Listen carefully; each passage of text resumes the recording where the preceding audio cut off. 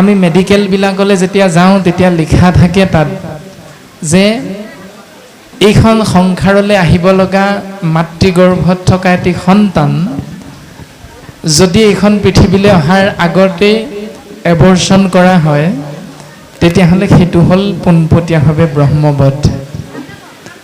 আৰু ঠিক তেনেধৰণে যেতিয়া আমি এটা কণী আমি যেতিয়া আহাৰৰ লগত আহাৰ হিচাপে গ্ৰহণ কৰিম, আমলেট বনাই বা তেনেধৰণে আমি আলুৰ লগত পিটিকা কৰি যেতিয়া আমি কণীটো গ্ৰহণ কৰিম তেতিয়াহ'লে সেই কণীটোৰ ভিতৰত থকা যিটো ব্ৰহ্ম জীৱতত্ত্ব, সেই জীৱতত্ত্ব এই সংসাৰলৈ অহাত আমি আগতেই তাক বাধা প্ৰদান কৰা যায়।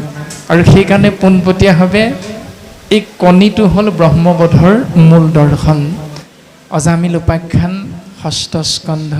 আপোনাসৱ যিহেতু সৰ্বজানন্তা, ভাগৱতৰ আদি অন্ত আপোনাসৱৰ কণ্ঠাগত, তথাপিতো আমি মূঢ়মতীক অকণমান সময় দায়িত্ব অৰ্পণ কৰিছে। প্ৰথম অজামিল নামৰ জীৱাত্মা পৰমাত্মা ইক্ষতত্বৰ লগত একাত্মক হ'বৰ বাবে যি ব্যৱস্থা পালন কৰিব লাগে সেই ব্যৱস্থা গুৰুজন বস্তুৱে এটি কাহিনীৰ মাধ্যমেৰে আগবঢ়াইছে। আমিও হ'লোঁ জীৱাত্মাৰ প্ৰতীক মনুষ্য, ছেদজ অণ্ডজ উদ্ভিদজ জৰায়ুজ। তাৰ ভিতৰত শ্ৰেষ্ঠতম মনুষ্য ২৪টা তত্ত্বৰে গঠিত, একাদশ ইন্দ্ৰিয়যুক্ত হৰিধাৰী আমি সমস্ত জনা। আৰু আমি সমস্ত জনাই কেনেকৈ সংসাৰৰ পৰা তৰিব পাৰিম তাৰে এটি কাহিনী অজামিল নামৰ জীৱাত্মাৰ ৰূপত গুৰুজনাই প্ৰকাশ কৰিছে। অজামিল শব্দৰ অৰ্থ অজ যোগ অমিল সমান অজামিল। অজ মানে হ'ল পৰম ব্ৰহ্ম, যি সত্য চিৰশাশ্বত, যি সনাতন। সেই অজ পৰম ব্ৰহ্মৰ লগত আমাৰ 11টা ইন্দ্ৰিয়ৰ কৰ্ম যেতিয়ালৈকে আমি বিপৰীতমুখী কৰি ৰাখিম তেতিয়ালৈকে আমাক অজামিল বুলি শাস্ত্ৰই সিদ্ধান্ত দিছে। কৃষ্ণ আৰু যেতিয়াই আমি এই অজ পৰম সত্য বস্তুৰ লগত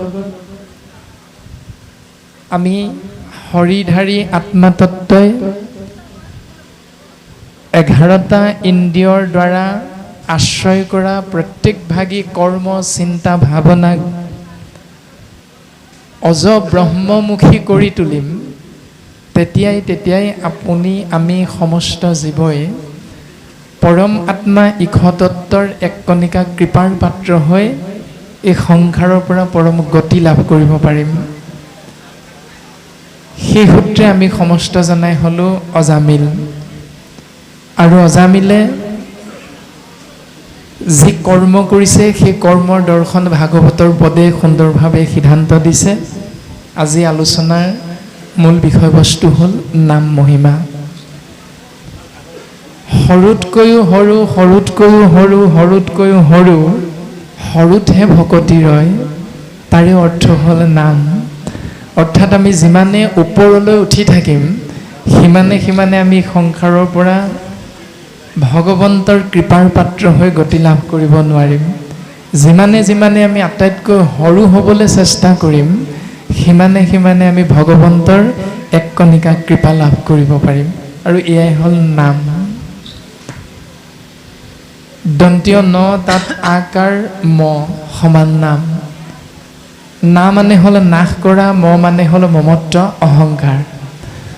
২৪টা তত্ত্বৰে গঠিত 11টা ইন্দ্ৰিয়যুক্ত শৰীৰত কাম ক্ৰোধ লোভ মোহ দম্ভ দৈস্য অহংকাৰ মদ মাচুৰ্য আদি যি অৱগুণবিলাক যোগ হৈ আছে সেই অৱগুণবিলাকক নাশ কৰিবৰ একমাত্ৰ উপায় হ'ল ভগৱন্ত বস্তুৰ চিন্তা। আমি সমস্ত জনাই নিৰবিচ্ছিন্নভাৱে আশ্ৰয় কৰা। দন্তীয় ন মানে হ'ল নাদ ব্ৰহ্ম, আ মানে হ'ল আসক্তি, ম মানে হ'ল মজি থকা। প্ৰত্যেক মুহূৰ্ততে আমি সত্য বস্তু সনাতন ৰূপ কৃষ্ণস্তু ভগৱন্তৰ চিন্তাত নিজকে যদি আগবঢ়াই ৰাখিব পাৰোঁ তেতিয়াই আমি জীৱতত্বই এই সংসাৰৰ পৰা সুন্দৰভাৱে পৰিত্ৰাণ পাব পাৰিম। আৰু যদি আমি সেই ব্যৱস্থাটো পালন কৰিব নোৱাৰোঁ, তেতিয়া ভাগৱতে আমাক অকণমান আগত এটি সুন্দৰ পদেৰে আমাক সিদ্ধান্ত দি থৈ গৈছে।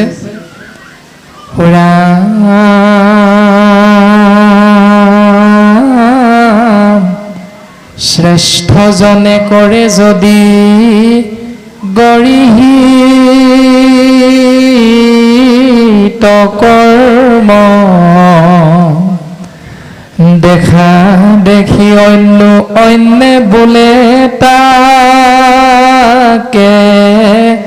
ধৰ্ম। সমাজত পদবী ফালৰ পৰাই হওক বা যিকোনো শিক্ষাগত অৰ্হতাৰ ফালৰ পৰাই হওক, কৰ্মৰ দিশেৰে হওক, সৌন্দৰ্যতাৰ দিশেৰে হওক, যিকোনো ফালৰ পৰাই যেতিয়া আমি শ্ৰেষ্ঠ বুলি মান্যতা প্ৰদান কৰোঁ সমাজত এজনক বা এগৰাকীক, সিদ্ধান্ত দিছে যে সেইজন বা সেইগৰাকীয়ে যদি গৰিহীত কৰ্ম আশ্ৰয় কৰে, তেতিয়াহ'লে তেওঁৰ সেই কৰ্মৰ দ্বাৰা গোটেই সমাজখন ধ্বংসস্তূপত পৰিণত হয়। গতিকে এজন ধৰ্মগুৰুৱে সিদ্ধান্ত দিছে যে উপদেশতকৈ আৰ্হি ভাল। গতিকে আমি উপদেশ দিবলৈ প্ৰত্যেকেই চেষ্টা কৰোঁ, কিন্তু গুৰুজনাই সিদ্ধান্ত দিছে বা ধৰ্মগুৰুৱে আমাক সিদ্ধান্ত দিছে যে উপদেশ দিবলৈ যোৱাৰ আগত আমি নিজে সেই ব্যৱস্থাটো পালন কৰিব লাগিব।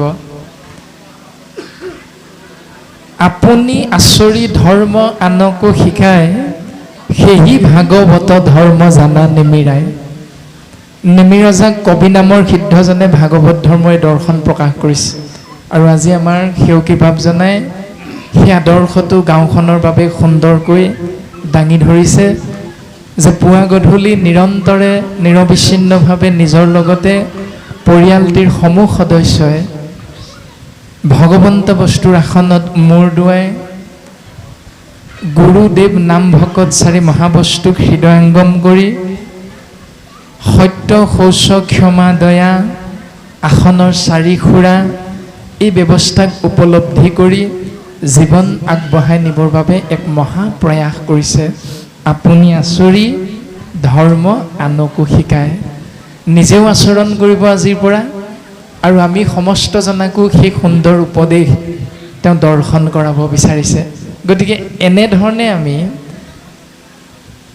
যদি শাস্ত্ৰসন্মতে নীতি আদৰ্শ সুন্দৰভাৱে নিজেও পালন কৰোঁ, আনকো দেখাব বিচাৰোঁ, তেতিয়াহ'লে তাৰ দ্বাৰা গৃহৰ লগতে সমাজখনৰ সৰ্বাংগীন উন্নতি সাধন হয়।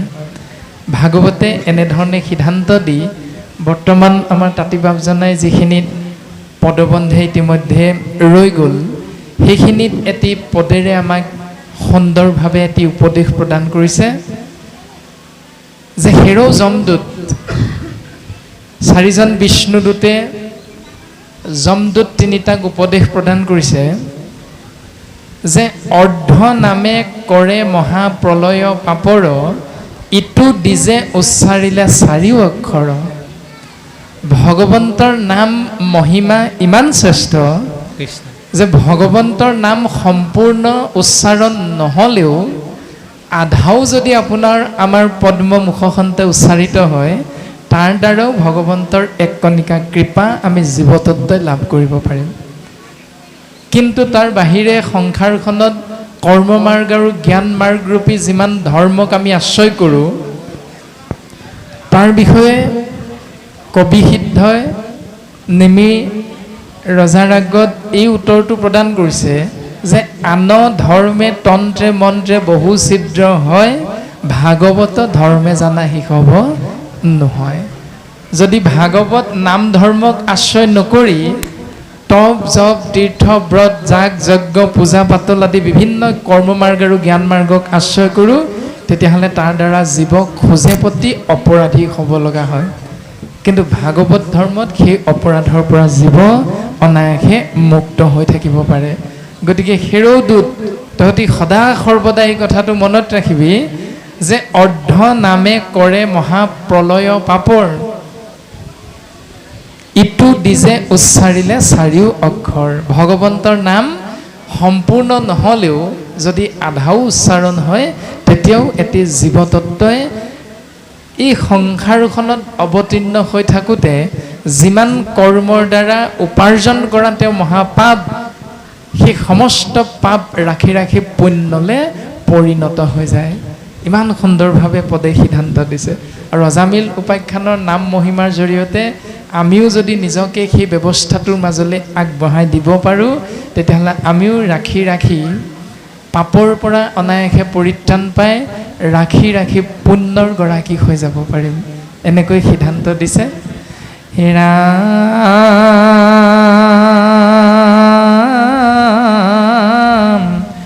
দেৱাৰ আৰু উত্তৰ শুনিবি তিনি দূত হৰিনাম মহিমা কহন্তে অদভূত।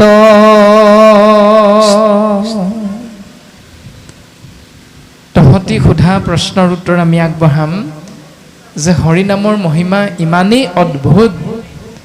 ব্ৰহ্মবধ সুৰাপান অগম্যাগমন মহাপাপ ব্ৰাহ্মণৰ সুবৰ্ণ হৰণ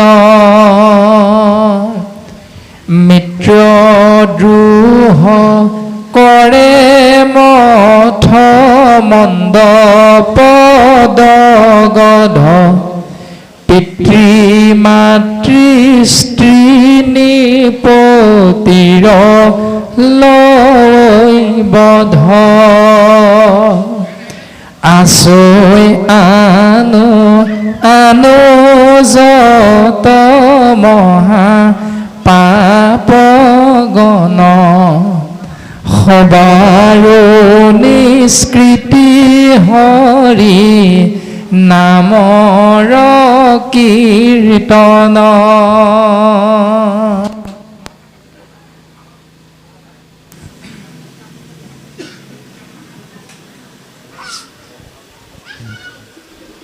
কৃষ্ণ ইয়াত কেইটিমান পাপ কৰ্মৰ নাম উল্লেখ কৰিছে। ব্ৰহ্মবধ, সুৰাপান, অগম্যাগমন, ব্ৰাহ্মণৰ সুবৰ্ণহৰণ, মিত্ৰদ্ৰোহ, পিতৃ মাতৃ স্ত্ৰী নৃপতিৰ লৱৈ বধ, আছৈ আনো আনো যত মহাপাপ গণ সবাৰো নিষ্কৃতি হৰি নামৰ কীৰ্তন। এনেকৈ এই সংসাৰত আমি জীৱতত্বই কৰি থকা কৰ্মৰ মাজত এইকেইটা কৰ্মত যদি কেতিয়াবা কেতিয়াবা আমি জ্ঞাতে বা অজ্ঞাতে খোজ পেলাব লগা হয় তেতিয়াহ'লে গুৰুজনাই সিদ্ধান্ত দিছে যে সমস্ত পাপৰ পৰা উদ্ধাৰ পাব পৰা একমাত্ৰ পথটোৰ নাম হ'ল ভগৱন্ত বস্তুৰ নাম সাধু সংগ বা ভকতৰ সংগ আশ্ৰয় কৰা। এতিয়া এইটোকে নকৰি আমি যদি বিভিন্নজন বেজ জ্ঞানীৰ কাষলৈ গৈ বিভিন্নটা উপায় অৱলম্বন কৰোঁ তেতিয়াহ'লে তাৰ দ্বাৰা জীৱৰ কেতিয়াও পৰম মংগল সাধন নহয়। এতিয়া আমি প্ৰত্যেকটো হয়তো শব্দৰ অৰ্থ মহাপাপৰ দৰ্শন প্ৰত্যেকৰে কম বেছি পৰিমাণে জ্ঞাত। সুৰাপান মানে নাখাব লগা খাদ্য গ্ৰহণ কৰা, অগম্যাগমন মানে যি স্থানলৈ যাব নালাগে তালৈ গতি কৰা মানে বেইচালয়লৈ যোৱা, সুবৰ্ণ মানে সোণ হৰণ কৰা, মিত্ৰদ্ৰোহ মানে আমাৰ লগত যেতিয়া এটি গৃহৰ লগত অন্য এখন গৃহৰ এগৰাকী কন্যা বিবাহ পাশত আবদ্ধ হৈ বা বন্ধুত্বসুলভভাৱে যেতিয়া আমি আচৰণটো আশ্ৰয় কৰোঁ তেতিয়াই যদি কিবা প্ৰকাৰে আমি কিবা এটা কথাত ক্ষুণ্ণ হৈ তেওঁলোকৰ লগত যদি দ্ৰোহ আচৰণ কৰোঁ তেতিয়াহ'লে তাৰ দ্বাৰাও জীৱৰ অনৈতিক কাৰ্য মহাপাপৰ গৰাকী হ'ব লগা হয়। তাৰ পাছত পিতৃ মাতৃ আৰু ধৰ্মপত্নীৰ লগত যদি অসভ্য আচৰণ কৰা যায় তেতিয়াহ'লে তাৰ দ্বাৰাও সেই জীৱতত্ব পাপৰ গৰাকী হ'ব লগা হয়। কিন্তু এটা শব্দ ক'লে ব্ৰহ্মবধ।